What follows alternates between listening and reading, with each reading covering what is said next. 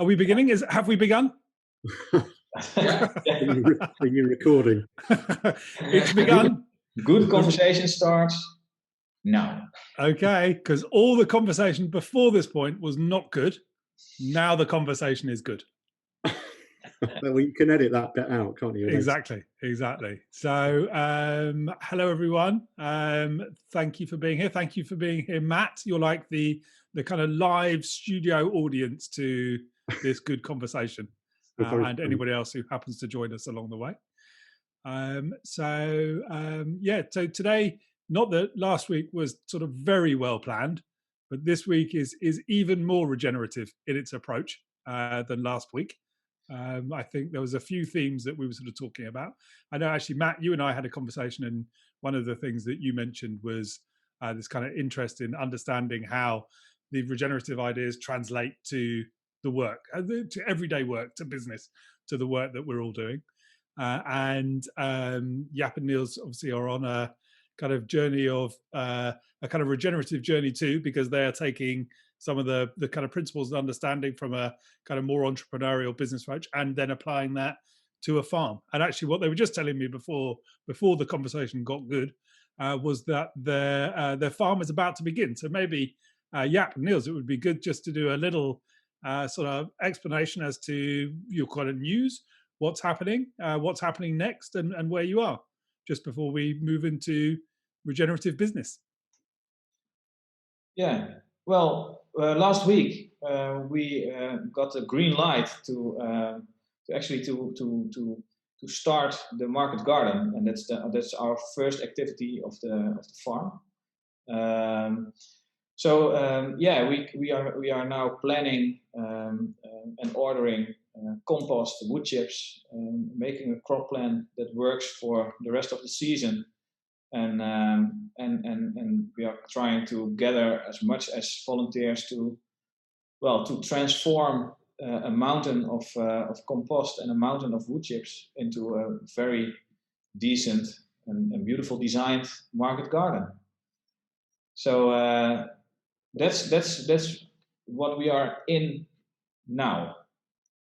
And so we can start. So this year is all about learning and getting to know the people who are living around the market garden and who want to be involved in our journey, to make it their journey. Yeah, that's very exciting. Yeah. And so, just remind us, how long have you been in the kind of planning bit? How long has the period been before this?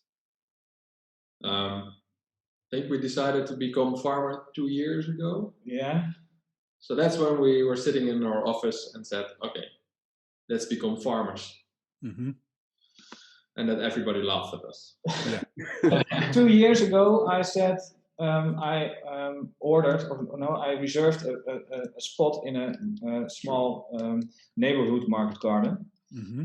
And Niels said, "Oh, I want to be a farmer too, because I already I applied for a course, and that's when the journey started. We both had this idea separate from each other. Right. 2 years ago, yeah." And so I guess I'm curious, how are you thinking then about the business side of the market garden? Yeah, we got that question asked a lot. Mainly by your investors. No, there's a lot of people we speak in the neighborhood that live there. There are a couple of models we're looking at. So CSA, community supported agriculture, is of course one of them. But also direct sell via marketplace, but we're not sure yet. It also depends on how the surroundings is going to react of us starting a market garden there, a regenerative farm. Because until now we weren't able to communicate about it. Had to be some sort of a secret thing. So yeah, it totally depends on who is going to be involved in it. One thing we already know is that there is another farmer in the neighborhood who needs extra space, extra vegetables for in his community-supported agriculture community, and well, he's going to be one of the I call it in English afnemers. Buyers. Yeah. Well, Yeah. Mm-hmm. Yeah, and it's about testing. We know a few networks in the city. So because I live there, so I'm a rugby player. So that's one of the networks I'm going to talk to. And well, you can buy now vegetables in my market garden, our market garden. So let's try what works. Yeah. But that's still also short term. So in the longer term, we are looking at completely different ownership models, and that's also when we're going to talk about regenerative business, the whole ownership model of companies, of farms, of ownership of common goods, that has to shift to change as well. So we're looking into that. So for the longer term, we're looking at people really participating, taking ownership and responsibility for the farm and its surrounding. So that's going to be a whole different model. So the CSA models as we know it is all short term. Mm-hmm. Longer term, we hope people will participate in another way. So yeah, so explain some more about that. So what are the kind of different ownership models that you kind of might consider or might be relevant then to kind of business beyond? And so there are two different, we're looking at two different things. One is the farm. Hi there, Sander just joined. We're looking at the farm as a company or as a community, and we're looking at the soil it's built on. And both have a different ownership model. So the soil shouldn't be owned by anybody in the end. It belongs to the earth, to everybody, to nobody, and to one person in particular, or to two persons in particular, and that's us as how do you call it, as creative owners, as farmers, who have the community support to manage a regenerative farm. Mm-hmm. So that's one, and then we have the farm, and we're still looking at how to best organize it. But one of the ideas at the moment is to create a steward ownership. So the 51% of the farm is owned by itself, and the other 49% is owned by a community, and it could be a corporation, that could be a commercial community. We don't know yet. But the main goal of getting the soil, the earth out of the marketplace and getting the farm to be owner of itself is that the mission and the vision, the purpose of soil, the purpose of the farm is always on top of the list. So, and that's a regenerative. It always has to be part of a regenerative system. And that's a question on that. Is this similar to the kind of what's happened recently in New Zealand, with almost giving the rights to the land like they've done to a river? I can't remember the specific story of New Zealand, but is that kind of the idea about the inherent value and I suppose the citizenship of the earth itself? Yeah, and I think giving rights to a river or to I know that they are also in the Netherlands busy to give rights to the sea, to the North Sea, and all the inhabitants of the sea. That's a step further than make it a common, I think. So if it's a common, then there are regulations between people about how to manage the land. But if the land also is something what's at the table and having the right to talk with the humans and the animals, then that's a step further. And in the Netherlands, you have an initiative that's so in business you have co-ops, and they are trying to investigate if it's possible to organize organizations as zoops. So that also animals and plants and well, all the living things on the earth have a voice in the organization. Very interesting. I don't know a lot about it, but we know some farmers in the neighborhood who are organized as a zoo. And do you think that if you kind of imagine forward a little bit, when let's say I bring kind of business clients of mine, so does Matt, brings business clients of his, we come to the farm, which I know is like one of the things that you're sort of hoping. Do you have a feeling at this stage what some of the, if you wanted me and the kind of businesses who I brought to kind of to learn some key things or to take some key kind of principles and some understanding of kind of regeneration and what it might mean for an unrelated business, do you have a kind of feeling for what they might be? Like we're talking about ownership models, that feels like it might be a really important thing. Are there other things that you think are likely to be kind of key messages, key learnings that a business might kind of might be excited by having spent time with you on the farm? Well, yeah, and I'm very happy that Sander is also joining because he knows a lot of it too. Good. Yeah, because when you talk about ecosystems like a forest, there is in biomimicry there's a question, and it's when nature would start a company, what would it look like?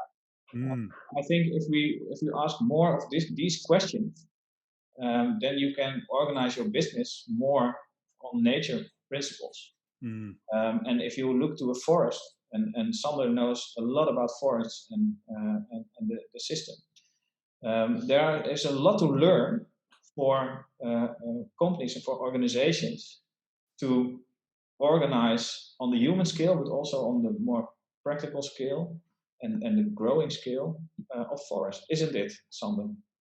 Yeah, it is. I have to dust up my rusty English, but it is. It's an organic way of growing, which each step has to provide its own energy, and working with something like banks is very human, but isn't working in the nature. So it has to provide for its own, but it goes in small steps, baby steps, but in the right direction. So there is a pattern of growth and that you would like to mimic. But it can be done if there are higher dynamics from out of the system that are decreasing the growth, like a bank who's having a loan, and you have to pay money every year. So that's reducing the growth. But there are several models. So from what you're saying, Sander, I like the question that sort of as he put it there. So if how would nature start a business? So from what you're saying, from what your understanding, is it possible for there to be a bank which works? Would nature set up a bank? How would nature set up a bank? It depends on the phase of succession. In the beginning, there is nothing. Like modern day farm land, that it's sort of dead. If you look at microbes and living animals in the soil, there's very low topsoil, low carbon, organic matter is low. When you start with that, you can only graze a few cows in a regenerative model, and then you start to work on the topsoil. It takes time. You don't have a perfect topsoil in 1 year, and you cannot rush. You cannot get only inputs from outside, fix it and make it work. Just that. It is a growth model, and when you look at succession, that is the pioneer stage, the first adapters, and it's just a slow start. But when it's getting to start, the soil will grow. It will have more capacity. It will limit the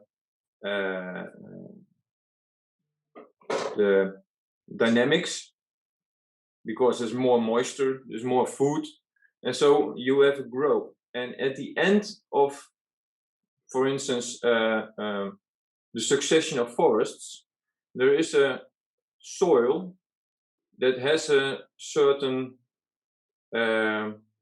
capacity and a sort of maximum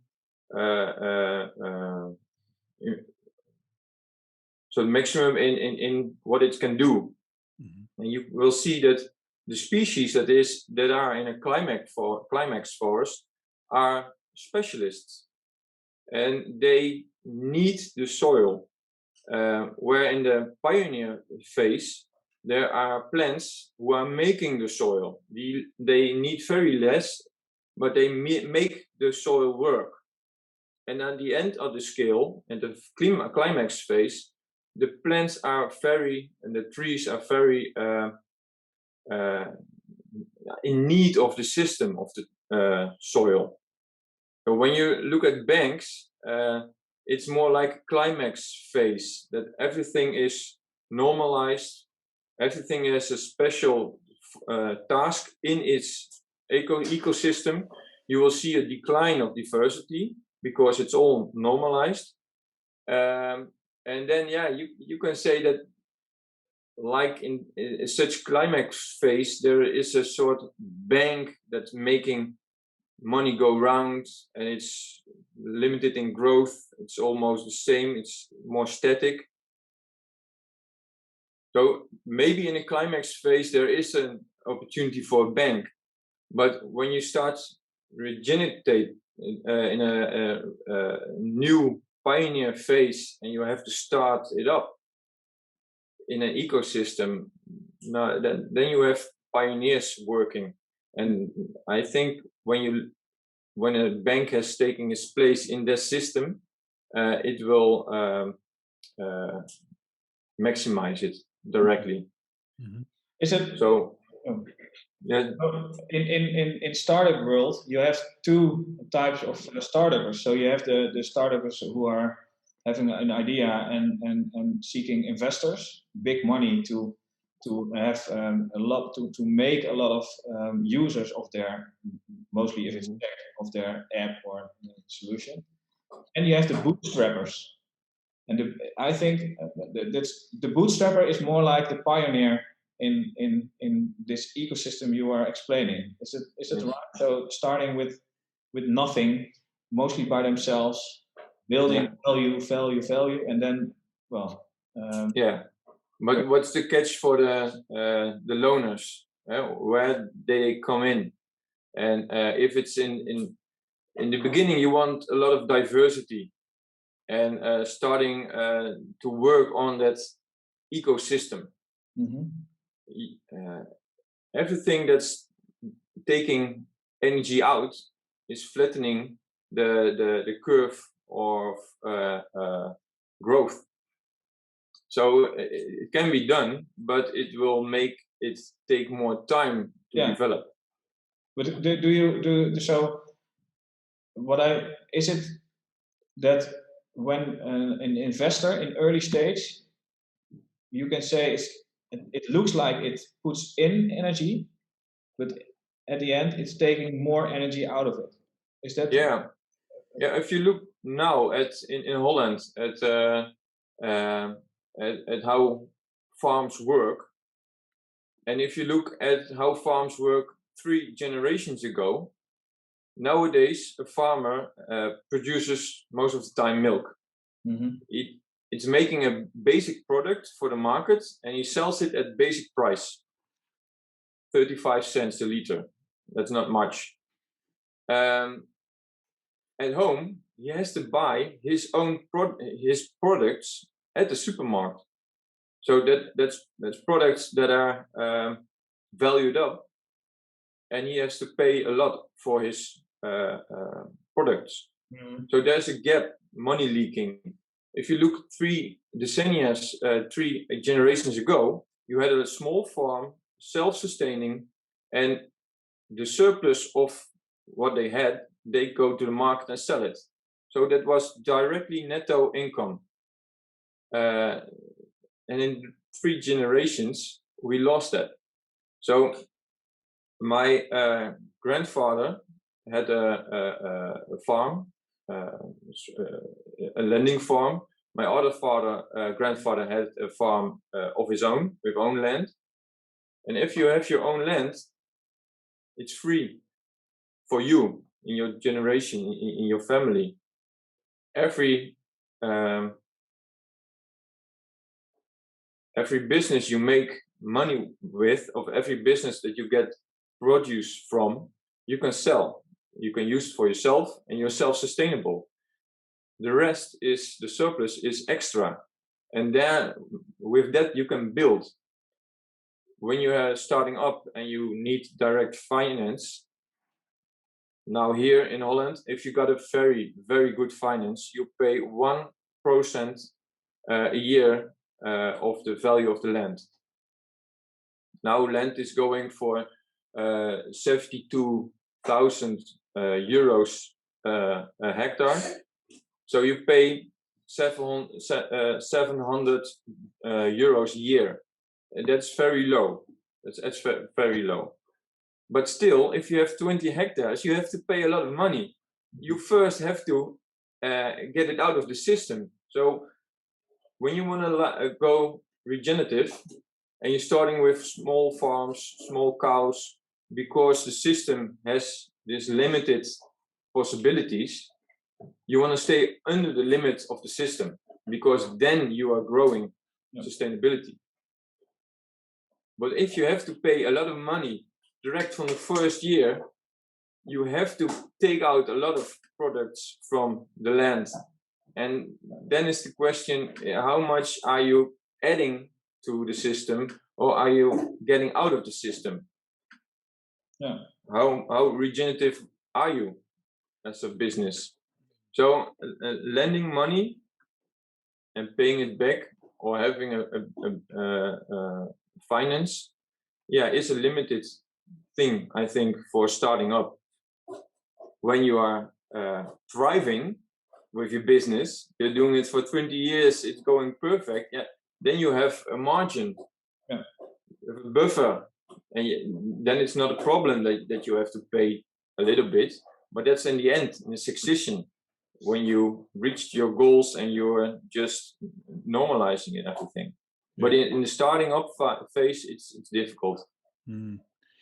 So is what we're then saying that if you're trying to translate these ideas to kind of a wide variety of different businesses, that a key point is that scale and ownership, that actually what we're talking about obviously is kind of lots and lots of smaller entities, smaller organizations, and the ownership is key, because obviously the reason a bank could never do this is they're sort of stuck in a cycle of short-term returns. So the ownership model, of course, just reinforces the problem. So everything we're sort of talking about, to understand how this might translate to the startup world, or whatever sort of commercial world we're talking about the size of the organization needing to be small, and the ownership model of the organization needing to be open, essentially.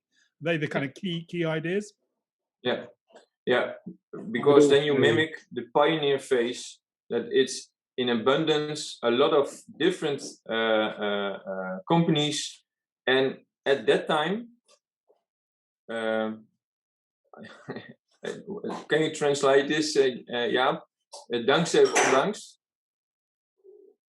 What, sorry? Because of the Dutch sentence, dankzij of ondanks. So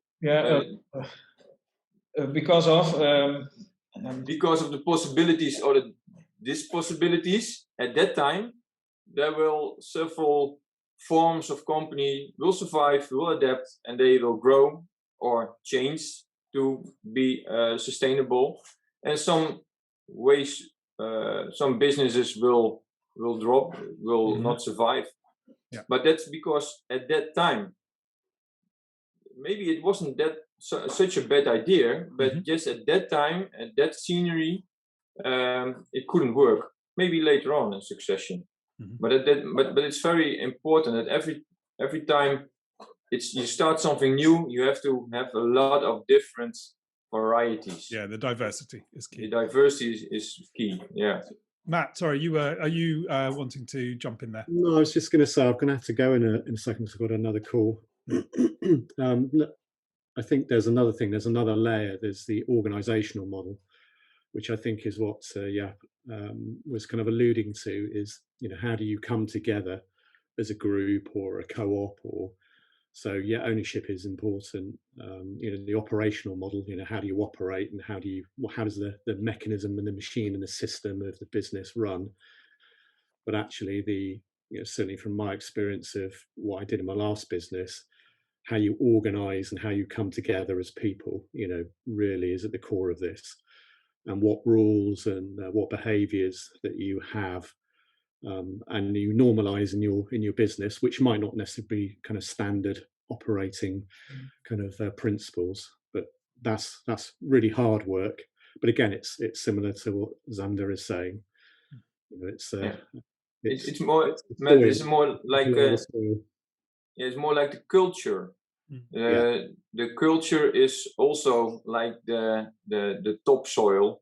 When it grows, it gets capacity. It will help you. And if you've got a good network of other businesses that are equal-minded, it will help you getting forward. Well, we can have a conversation of that another half an hour, I think. Yeah, exactly. I think that's it's quite a good time to kind of sort of draw a line. I know we were trying to keep these to half an hour, so we will stick to that. The rules and behaviors of a kind of regenerative good conversation. Stick to the half an hour. Thank you very much, Sander, for your expert input, and likewise, you guys, Jaap and Niels. Yes. And look forward to meeting again next week. Yeah. Thank you, Ben. Yes. Thanks, Sander. Bye. Bye-bye.